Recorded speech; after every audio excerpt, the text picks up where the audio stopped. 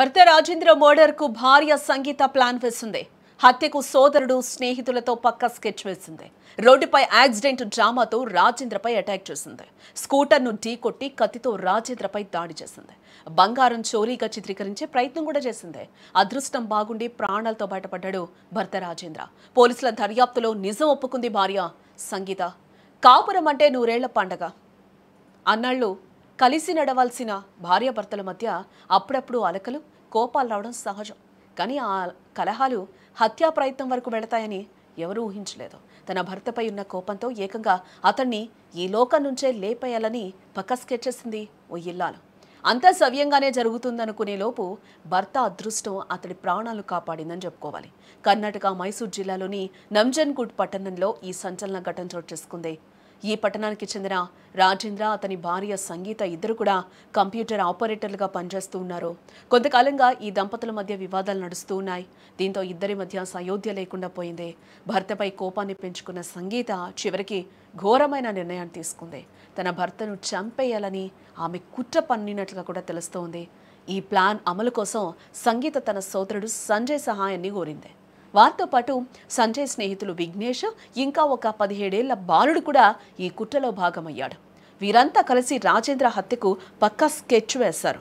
ఈ పథకంలో భాగంగా అక్టోబర్ 25వ తేదీన బయటకు వెళ్దామని సంగీత తన భర్త రాజేంద్రను కోరింది. రాజేంద్ర సైతం ఆమెతో కలిసి బైక్పై నంజన్గూడ్లోని హుండవినహళ్లి బ్లాక్ సమీపంలో వెళ్తూ ఉన్నాడు. ఆ సమయంలో వారి ముందు వెళ్తున్న ఓ తెల్లటి పోలో కారు అకస్మాత్తుగా బైక్ ముందు వచ్చి ఆగింది. కారులో ఉన్న వ్యక్తి దగ్గరగా వచ్చి ముందుగా స్కూటర్ను బలంగా ఢీకొట్టాడు. దాంతో రాజేంద్ర, సంగీత ఇద్దరు కూడా కింద పడిపోవడం జరిగింది. వెంటనే కారులో ఉన్న మరో వ్యక్తి దిగి రాజేంద్రతో గొడవకు దిగాడు. అదే సమయంలో కారులో ఉన్న ఇంకో ఇద్దరు వ్యక్తులు సంగీత వద్దకు వెళ్లారు. ఆమె మెడలోని గొలుసు లాక్కోవడానికి ప్రయత్నిస్తున్నట్లు కూడా అక్కడ వాళ్ళందరూ కూడా ఒక సీన్ని క్రియేట్ చేశారు.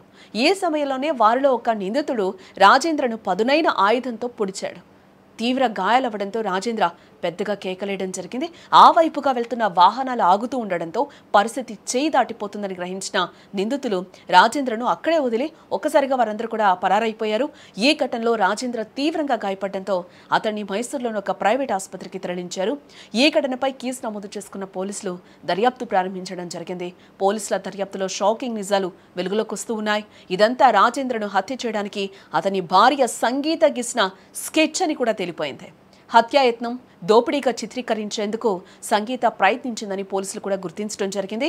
విచారణలో భాగంగా సంగీత తన తప్పును అంగీకరించడం కూడా జరిగింది. ఈ కేసులో భాగమైన బాలుని రిమాండ్ హోమ్కు పంపించారు.